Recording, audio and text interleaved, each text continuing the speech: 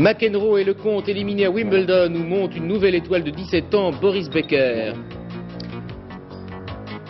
Israël, la rigueur ne passe pas. Le gouvernement est revenu sur les mesures annoncées hier qui avaient déclenché une grève générale. Les Minitel, victimes de leur succès, on va stopper leur installation car les lignes du réseau Transpac sont embouteillées. Un salon de l'automobile à Shanghai, nouveau signe de l'ouverture à l'Occident de la Chine. Mesdames, Messieurs, bonsoir. Grande journée au tournoi de Wimbledon, riche en surprises, à cause d'abord de l'élimination du grand favori et vainqueur de l'an dernier, John McEnroe. Et aussi avec le match Lecomte-Becker. Le Français avait fait forte impression en battant Lendl. Et bien aujourd'hui, c'est Becker qui a stupéfié le public en remportant le match haut la main. Et pourtant, ce jeune Allemand n'a que 17 ans. Dominique Champeau.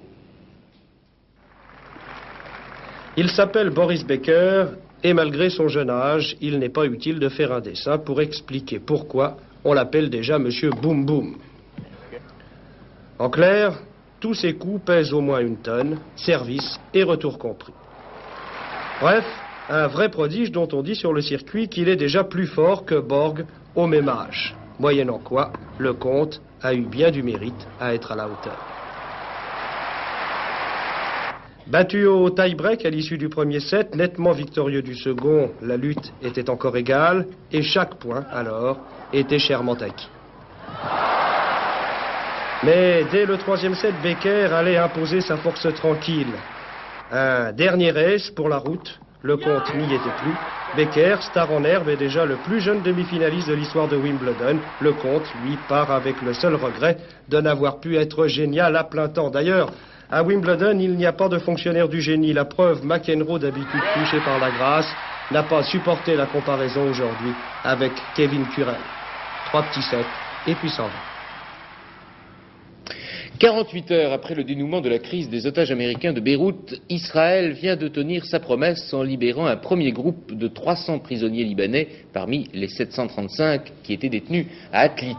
Ils ont quitté la prison ce matin, ils ont été conduits en autobus jusqu'à la frontière libanaise et là, le comité international de la Croix-Rouge les a pris en charge.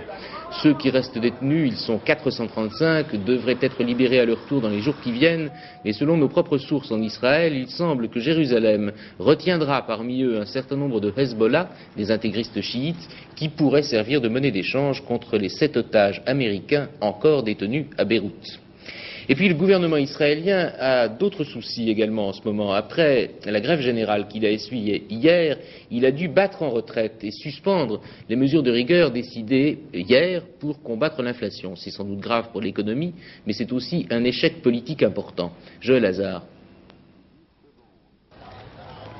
C'est la crise la plus grave en Israël depuis le départ de Menachem Begin. Elle a pris dès lundi des tournures d'émeute avec l'annonce du plan d'austérité.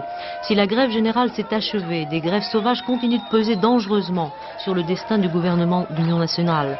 À tel point que Shimon Peres a dû différer certaines mesures d'urgence, ajourner le non-versement de l'allocation de vie chère, les licenciements en masse dans la fonction publique. Pourtant, ce plan d'austérité constitue un tout incontournable vu l'étendue de la crise. Un retard dans son application risque non seulement d'aggraver la situation économique, mais aussi d'entraîner des bouleversements politiques déterminants. Car la centrale syndicale, la Histadrut, proche des travaillistes, commence à être sérieusement débordée par sa base. Les classes les plus pauvres, en majorité séfarades, juifs orientaux, échappent à son contrôle. Les ultranationalistes du Likoud, la droite israélienne, qui font pression sur les plus démunis, ont fini par trouver auprès d'eux un écho favorable. Et pour Shimon Peres, c'est clair, si l'économie n'est pas assainie, c'en est fini de la démocratie et du socialisme en Israël. C'en sera fini aussi du gouvernement de coalition, d'autant plus que les classes défavorisées ont trouvé en David Levy, l'autre vice-premier ministre aux côtés de Yitzhak Shamir, leur porte-parole. Il se présente comme le défenseur de la classe séfarade et derrière lui se profile l'ombre d'un de ses alliés objectifs, Ariel Sharon.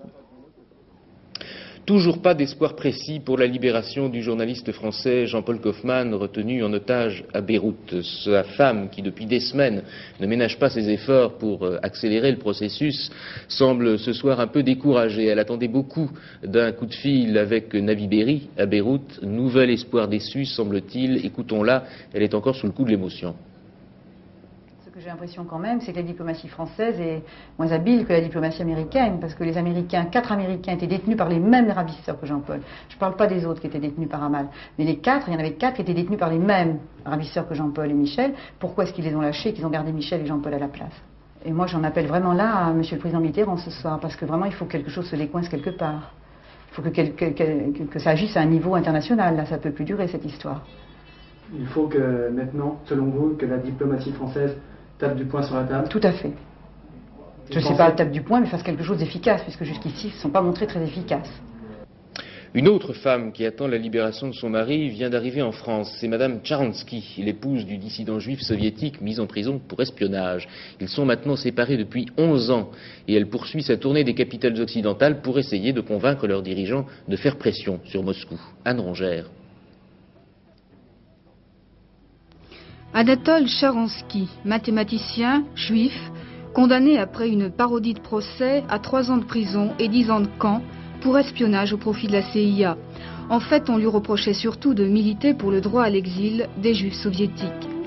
Aujourd'hui, Tcharansky est détenu dans un camp de travail en isolement total.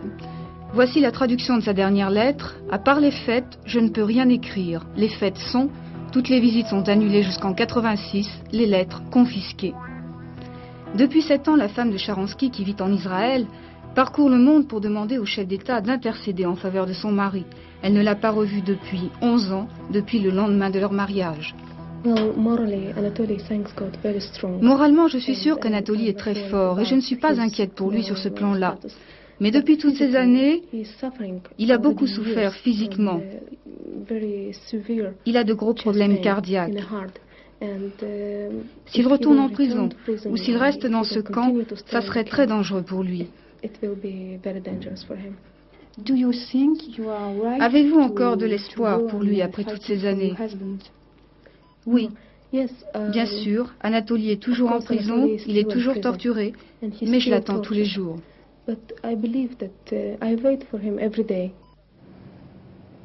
Ces campagnes sur les violations des droits de l'homme en URSS sont pure calomnie et pure invention de la propagande bourgeoise occidentale. Le procureur général d'Union soviétique a répété cela une fois de plus aujourd'hui à la tribune du Soviet suprême dont la session vient de s'achever.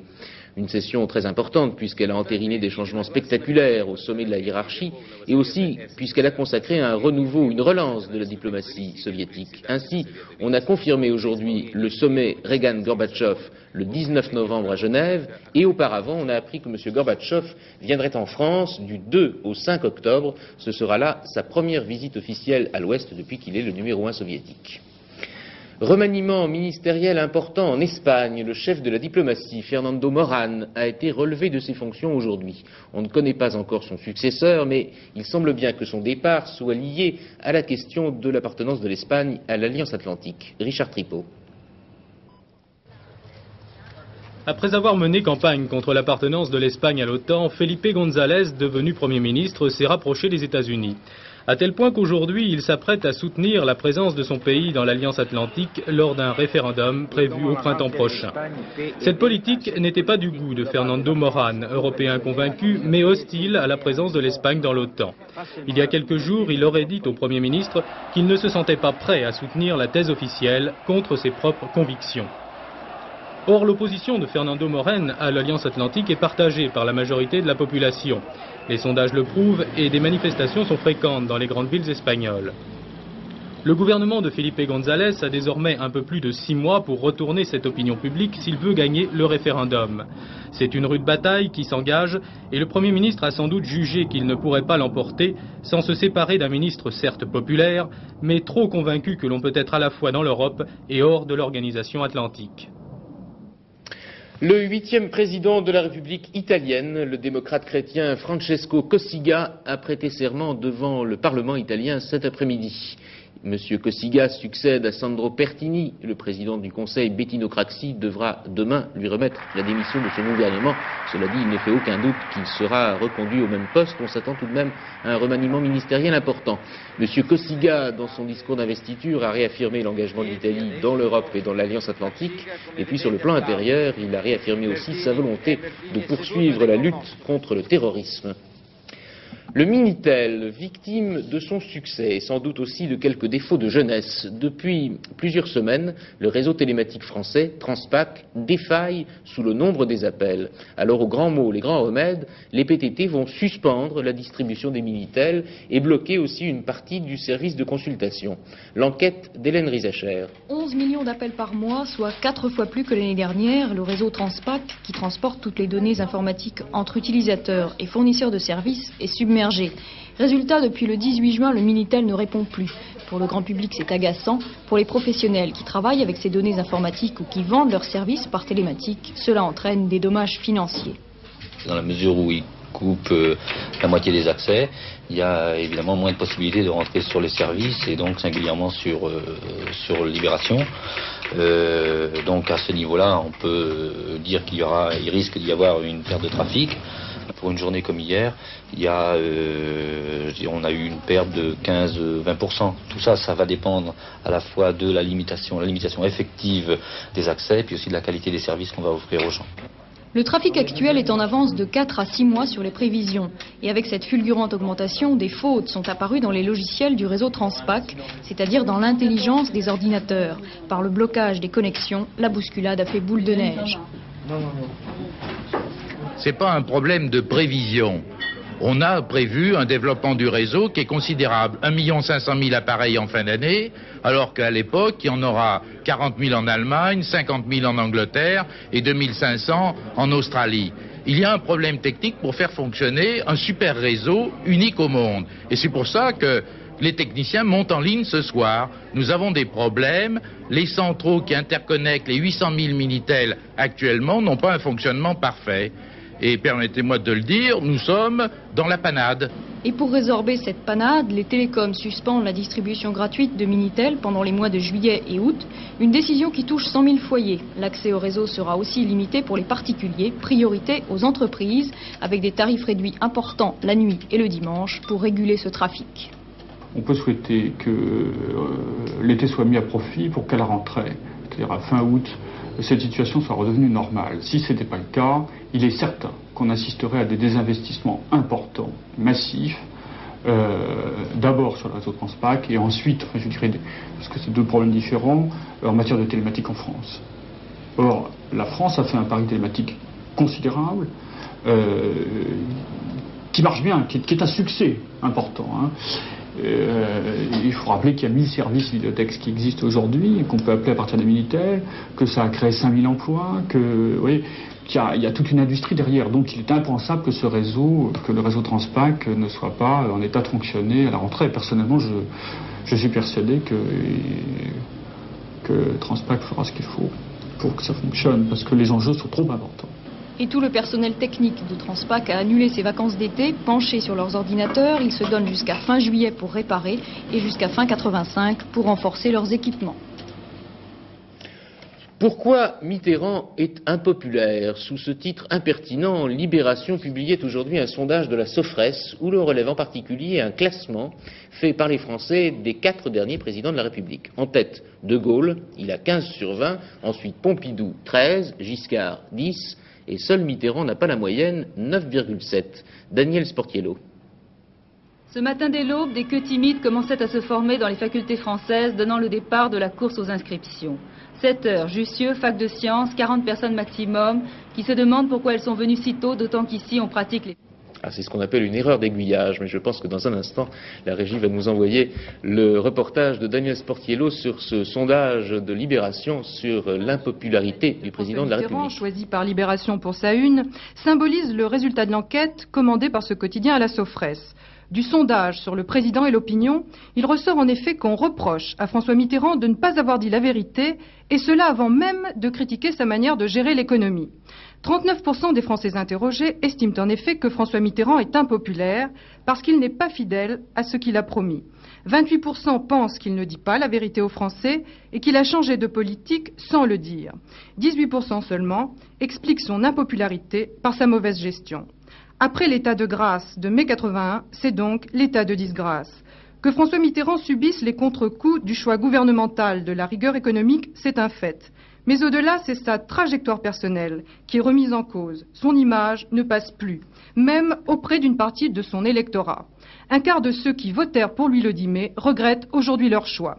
Une ouverture peut-être, malgré cette série de malentendus entre le président et les Français, la demande d'une plus grande écoute. 63% des Français veulent que François Mitterrand tienne davantage compte de leur opinion. Que la Chine s'ouvre de plus en plus sur l'Occident, on en voit une nouvelle illustration avec le premier salon chinois de l'automobile qui s'est ouvert aujourd'hui à Shanghai. Tous les constructeurs du monde s'y sont précipités, tous les Français en particulier, ils exposent leurs modèles haut de gamme, car la Chine est au moins en puissance le plus grand marché du monde. Pierre Babet.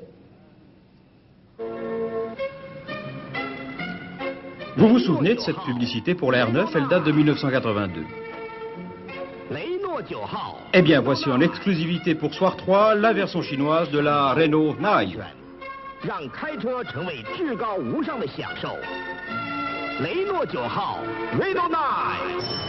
Non, Mao peut dormir sur ses deux oreilles dans son mausolée de la place Tiananmen. Ce n'est pas demain que Pékin connaîtra les embarras du pari automobile. Et pourtant, la Chine rouge achète des voitures occidentales. Peugeot a déjà signé des contrats pour la production de 15 000 véhicules et la livraison de 1504 et 505. Des modèles de la firme de Sochaux qui sont présentés au salon de Shanghai, comme Citroën expose des BX et des CX et Renault des R18 et des R25. C'est un des premiers salons qui a lieu en Chine. C'est un salon qui en fait est réservé aux administrations, aux officiels de haut rang et aux organisations chinoises qui, dans les mois ou dans les années à venir, auront des disponibilités financières pour acheter des automobiles. Ça n'est pas encore le public. Et les modèles s'appelleront aussi 505 ou 504? Oui, nous avons bien l'intention de garder le nom de Peugeot et l'image des différents modèles que nous vendons en Europe. Ce marché d'1 milliard de consommateurs potentiels s'ouvre à une vitesse fulgurante, à une autre forme d'économie. La consommation individuelle y est même incitée par la publicité. Alors peut-être verra-t-on bientôt à la télé chinoise ce que l'on voit actuellement atterrir sur les autres petits écrans du sud-est asiatique. Une voiture française, aussi rapide et sûre qu'un autre produit national, le Concorde, mais lui c'est vrai, il n'est plus à vendre.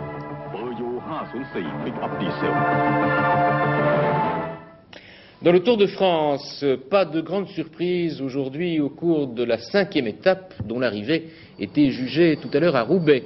C'est le néerlandais Henri Lenders qui est arrivé largement en tête au terme d'une échappée de 180 km. Pour le reste, aucun changement au classement général. Le maillot jaune reste sur les épaules du Danois Kim Andersen et Bernard Hinault est toujours 3e. Parmi les images fortes que nous avons reçues aujourd'hui, Jean-Marie Bell a fait la sélection que vous allez voir. Retenons d'abord un gigantesque incendie qui vient de se déclarer en Californie. Forte chaleur hier à Hailey, surtout lorsqu'une main criminelle a provoqué un incendie. Ces 2 personnes sont mortes asphyxiées. Et ni le balai des hélicoptères, ni l'état d'urgence n'a pu empêcher la destruction d'une 50aine d'habitations. C'est le 15e incendie important en Californie depuis le début de la semaine. À Sienne, en revanche, c'est la fête. Une fête qui ressemble à une irruption folklore touristique du passé dans le présent. Des cavaliers et des parieurs, mais aussi l'honneur de grandes familles en jeu, la tradition, la foule et son héros. En somme, un spectacle à l'italienne. De bien belles dents. Et une belle surprise pour le pêcheur libyen qui a rencontré ce requin hier après-midi. L'histoire ne dit pas comment se sont déroulées les présentations. De même que l'on sait seulement que ce poisson pèse 1200 kilos. Le poids du pêcheur, on l'ignore toujours. Terminons comme chaque soir par quelques tableaux de chiffres. Maintenant, l'état du marché financier avec Henri Loret. Tandis que le mark s'affaiblit encore légèrement aujourd'hui face au franc, le dollar, dans la foulée des marchés américains hier soir, s'est replié. Il a coté 9 francs 26 et perd encore un peu de terrain ce soir aux États-Unis. La tendance à Paris s'est renversée à la baisse, tandis que l'ambiance était plus active qu'en début de semaine. Le titre Elf Aquitaine a perdu près de 4% et les mesures de contrôle de la masse monétaire n'ont pas encouragé les acheteurs. Après la consolidation d'hier, Wall Street a perdu quelques points aujourd'hui sous l'effet des prises de bénéfices. Toute la question est de savoir si New York observera une pause, plus ou moins longue, pendant l'été. Depuis quelques semaines, les oscillations du dollar sont moins brutales. Entre 9 francs 20 et 9 francs 35, 9 francs 40, la monnaie américaine ne paraît plus les abonnés aux sautes quotidiennes de 20 à 30 centimes. De fait, le marché paraît de plus en plus étroit, les taux d'intérêt sont globalement orientés à la baisse, et les autorités américaines, elles n'en font pas mystère, souhaitent une baisse du dollar qui permettrait aux produits américains de retrouver une partie de leur compétitivité. Alors, cela dit, le dollar reste également très sensible aux performances de l'économie américaine, à un moment où les pays industriels, notamment l'Europe, connaissent une croissance ralentie. C'est donc toujours une monnaie recherchée. C'est d'autant plus évident que la question de la réduction du déficit budgétaire américain reste posée et qu'elle sous-tend aussi une partie de la politique monétaire américaine. Généralement, les experts pensent qu'on devrait connaître en début de semaine dans quelle direction s'oriente le dollar, après cette phase non pas de consolidation, mais tout au plus de relative stabilité. Encore des chiffres, mais je sais qu'ils vous intéressent aussi beaucoup. Ce sont les pronostics de M. Courtine pour le quartet demain à Évry. Sur 19 partants, il a choisi le 10, le 13, le 3, son joker, le 2, le 12, le 9 et le 8. Et puis le tirage du loto, tirage du mercredi, il fallait jouer 6, 10, 12, 23, 36, 45, numéro complémentaire, le numéro 1. Le temps pour demain, encore des orages sur le quart sud-est du pays. Et puis partout ailleurs, toujours du soleil et toujours du beau temps. Et les températures continuent de grimper à cause de l'air chaud qui remonte du sud-ouest. Les températures demain seront encore très supérieures aux normales saisonnières, de 3 à 4 degrés. Elles varieront entre 26 et 30 degrés pour les maximales, suivant les régions. Demain soir, nous avons rendez-vous à 22h05. Pour le moment, la soirée se poursuit avec le magazine Espace francophone. Et avant cela, je vous rappelle les principales nouvelles de la journée. Excellente fin de soirée sur la 3 et à demain. Doris Becker fait sensation à Wimbledon en battant le Français Lecomte. Le favori McEnroe est éliminé lui aussi. Israël a libéré 300 prisonniers libanais d'Atlit. Les autres vont suivre dans les jours qui viennent. Panique sur les Minitel, on va suspendre leur installation car ils saturent le réseau télématique français.